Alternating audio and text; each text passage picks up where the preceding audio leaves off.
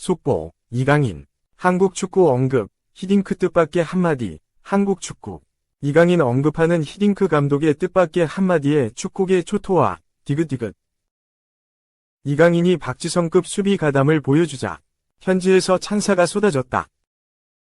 파리 생제르맹 소식을 전하는 PSG 리포트는 5일 한국 시간 이강인에게 정말 큰 존경심을 표한다.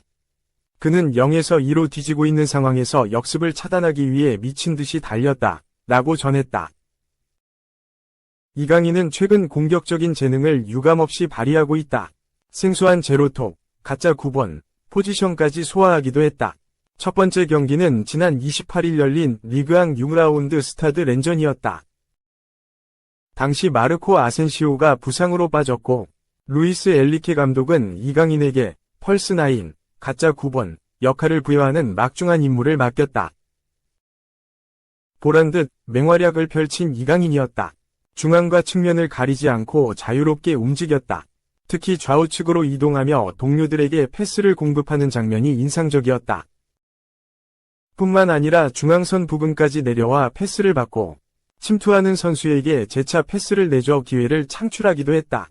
후반 12분에는 집중력을 발휘해 리그 3호 골까지 터뜨렸다. 엘리케 감독의 찬사가 이어졌다. 엘리케 감독은 경기 직후 인터뷰에서 이강인은 정말 다재다능한 선수다. 놀라운 자질을 갖춘 이강인은 압박감에도 공 소유권을 잃지 않는다. 이강인은 가짜 9번으로 기용됐지만 자유롭게 움직였다. 그는 뛰어난 골잡이답게 리바운드 상황에서 득점을 놓치지 않았다. 이강인은 패스와 슈팅 능력을 갖췄고 그의 완벽한 경기에 만족한다 며 호평했다. 프랑스 리그앙 사무국은 이강인을 리그앙 6R 이주의팀에 포함시키며 그의 활약상을 인정했다. 그러나 PSG 리포트는 이강인의 다른 면을 조명했다. 바로 적극적인 수비 가담이었다. 매체가 조명한 경기는 지난 2일 열린 유럽축구연맹 우에파 챔피언스리그 리그 페이지 2차전 아스널과의 경기였다. 이강인은 해당 경기에서 제로톱으로 선발 출전했고 경기장 곳곳을 누비며 공격의 활로를 뚫기 위해 노력했다. 그러나 PSG는 아스널을 공략하지 못했고 0에서 2로 패배했다. 매체는 패배 상황 속 이강인의 헌신적인 모습을 칭찬했다. 매체가 주목한 장면은 아스널의 역습 상황이었다. 당시 0에서 2로 뒤지고 있었고 아스널이 PSG의 공격권을 뺏어 역습을 진행했다. 가브리엘 마르티넬리는 본인 진영 박스에서부터 드리블을 통해 PSG 박스 부근까지 전진했다. 이강인은 마르티넬리를 끝까지 따라갔고 결국 태클을 통해 공 소유권을 다시 가져왔다. 이에 매체는 이강인은 팀을 위해 공격과 수비를 통해 모든 것을 바치는 헌신적인 선수다 라며 끝까지 포기하지 않은 이강인에게 찬사를 보냈다. 실제로 이강인은 발렌시아 시절 수비 가담에 소극적인 모습을 보이며 비판을 받기도 했다. 그러나 마요르카로 이적하며 피지컬을 키웠고 적극적인 수비 가담을 보여줬다. 그 시절부터 갈고 닦은 능력은 PSG에서도 여전히 발휘되고 있다. 한편 이강인은 10월 A매치 일정을 앞두고 마지막 리그 경기를 소화할 예정이다. PSG는 7일 오전 3시 45분 프랑스 니스에 위치한 알리안츠 리비에라에서 열리는 2024에서 25시즌 프랑스 리그앙 7라운드에서 OGC 니스와 맞대결을 펼친다. 2. 최하위, 울버햄튼. 60년 만에 불명예 기록. 황희찬 나올 때 감독의 분노의 떼창. 현지 민심도 폭발. 울버햄튼이 개막 후 60년 만에 불명예 기록을 작성했다. 위기에 놓인 울버햄튼의 상황에 현지 팬들도 분노하고 있는 것으로 보인다. 울버햄튼은 5일 오후 11시 한국 시간 영국 런던에 위치한 지테크 커뮤니티 스타디움에서 열린 2024에서 25시즌 프리미어리그 PL 7라운드에서 브렌트포드에 3에서 5로 패배했다. 이로써 울버햄튼은 개막 후 1무 6패로 7경기 무승에 그쳤고 리그 최하위 탈출에 실패했다. 전반전부터 많은 득점이 터지며 치열한 난타전이 벌어졌다. 브렌트포드는 전반 2분 만에 콜린스의 선제골로 앞서갔지만 울버햄튼도 전반 4분 쿠냐의 동점골로 승부의 균형을 맞췄다. 울버햄튼은 전반 20분에 페널티킥 기회를 헌납했다. 키커로 나선 음베모가 득점에 성공하면서 다시 브렌트포드가 달아났다. 울버햄튼은 라르센이 전반 26분 재차 추격골로 따라붙었지만 네르가르드가 전반 28분 또다시 격차를 벌렸고 전반 추가 시간 2분엔 피노까지 득점에 성공했다. 후반전에도 양팀은 공방전을 쉬지 않았다. 하지만 승리는 브렌트포드의 몫이었다. 후반 45분 카르발류가 브렌트포드의 5번째 골을 성공시키면서 승기를 굳혔다. 울버햄튼은 후반 추가 시간 3분 아야트 누리가 3번째 골을 만들었지만 더 이상 격차를 따라잡지 못했다. 결국 경기는 3에서 5패배로 마무리됐다. 황희찬이 이날도 침묵했다. 벤치에서 대기하던 황희찬은 후반 12분 안드레와 교체되면서 그라운드를 밟았다.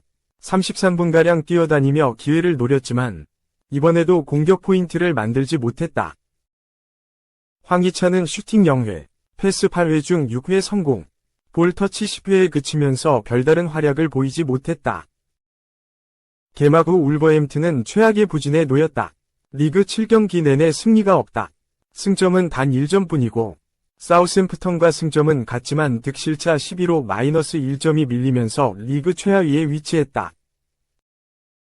지난 시즌 한때 10위권에 진입할 정도로 좋은 흐름을 달렸던 때도 있었지만 후반기 들어 심각했던 부진이 여전히 이어지는 모양새다. 경기 후 게리 오닐 감독은 영국 BBC를 통해 감독으로서 내가 했던 경기 중 가장 최악이었다고 언급했다. 울버햄튼의 구단 역사상 불명예 기록을 작성했다. BBC는 오닐 감독은 울버햄튼이 프리미어리그에서 역대 가장 최악의 출발을 보인 감독이다. 1964에서 65 시즌 이후로 일부에서 최악의 시즌 초반 성적을 기록했다. 프리미어리그에서 개막 후 7경기에서 승점 1점에 그친 팀은 단 13개 팀이며 이 중 강등을 피한 팀은 4팀, 1999년 사우샘프턴, 2000년 뉴캐슬 유나이티드, 2014년 선덜랜드, 2018년 크리스탈 팰리스 뿐이다. 고 보도했다. 이어 토요일에 허술했던 수비로 지금까지 21골을 실점했는데 이는 셰필드 유나이티드가 지난 시즌 6라운드 경기에서 뉴캐슬의 0에서 8로 패한 기록보다 높다. 셰필드는 104골을 기록하며 최하위로 강등됐다. 울버햄튼은 지난 2월 셰필드전 승리 이후 단 한 번도 클린시트를 달성하지 못했다. 고 울버햄튼의 부실한 수비를 비판했다. 현지에서 브렌트포드전을 직관한 울버햄튼 팬들도 분노가 폭발했던 것으로 보인다. BBC는 울버햄튼 서포터들은 오닐 감독이 후반 12분 미드필더 안드레를 황희찬으로 교체할 때 그를 향해 넌 네가 뭘 하는 건지 몰라라는 노래를 불렀다고 전달했다. 3. 진짜였네. 넌 김민재보다 느려. 미넨에서 나가줘. 더 리흐트. 맨유로 떠난 이유 공개. 더 리흐트는 단순히 김민재보다 느렸다. 이것은 바이에른 뮌헨이 더 리흐트를 더는 신뢰하지 않는 결정적인 이유였다. 마티아스 더 리흐트, 25. 맨체스터 유나이티드가 여름 이적 시장에서 분데스리가를 떠나 프리미어리그의 도전장을 내밀었다. 바이에른 뮌헨에서 꽤 입지를 다졌는데 3년 만에 결별이었다. 이유는 괴물 수비수 김민재, 27. 바이에른 뮌헨 과 뱅상 콤파니 감독의 전술적인 문제였다. 네덜란드 출신의 중앙 수비수인 더 리흐트는 2022년 바이에른으로 이적한 후 첫 시즌에 나름의 입지를 다졌으나 올해 여름 이적 시장에서 맨체스터 유나이티드로 떠나는 결정을 했다. 맨체스터 유나이티드와 프리미어리그로 적을 옮긴 배경에 대해 독일 TV 전문가 마르셀 레이프가 이유를 설명했다. 바이에른 뮌헨의 수비 전술은 뱅상 콤파니 감독 하에서 새롭게 변화했다. 특히 수비진에서의 중요한 변화 중 하나는 김민재와 다요 우파메카노 조합이다. 두 선수는 빠른 속도와 강한 피지컬로 바이에른 후방의 핵심으로 자리하고 있다. 6일 한국 시간 독일 매체 어퍼에센 자이퉁에 따르면 축구 전문가 마르셀 레이프가 독일 매체 빌트 프로그램 라이프 이즈 라이브에서 이 점을 강조했다. 레이프는 이 방송에서 바이에른 뮌헨 수비 전략은 전적으로 김민재와 우파메카노에 위존하고 있다. 두 선수는 빠르고 강한 중앙 수비수다. 높은 라인에도 상대의 카운터 어택을 막을 수 있는 능력이 있다. 현재 바이에른 뮌헨 수비 조직력의 핵심이며 김민재와 우파메카노가 없다면 수비 라인은 손쉽게 무너질 수 있다고 설명했다. 바이에른 뮌헨은 최근 유럽 축구연맹 챔피언스리그에서 에스턴 빌라의 패에 문제점이 더욱 부각됐다. 에스턴 빌라의 빠른 역습에 바이에른 뮌헨 수비 조직력이 완벽하게 무너지는 장면이 있었다. 심지어 골키퍼 마누엘 노이어까지 압박을 받는 장면까지 있었다. 경기 후 노이어는 우리는 항상 서로 가깝게 지내려고 노력하고 긴밀한 관계를 유지하려고 한다. 계산된 위험의 일부 라고 말했다. 노이어 발언을 빌렸을 때 바이에른 뮌헨의 빠른 수비 전환과 조직력은 필수이며 콤파니 감독이 김민재와 우파메카노를 핵심으로 중용하는 이유를 명확하게 설명하고 있다. 더 리흐트가 바이에른 뮌헨을 떠나야 했던 주된 이유도 여기에 있다. 김민재, 우파메카노보다 느린 속도였다. 레이프는 더 리흐트는 단순히 속도가 부족했다. 50대 50에서는 강했지만 빠른 전환 게임에서 필요한 대응 속도가 부족했다고 말했다. 더 리흐트는 콤파니 감독의 전술적 요구에 부합하지 못한 것으로 보인다.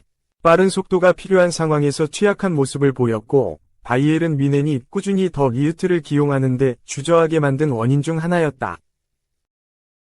콤파니 감독도 김민재와 우파메카노 조합에 일관적이고 흔들림 없는 성과를 기대할 수 있는 선수들이라고 칭찬했다.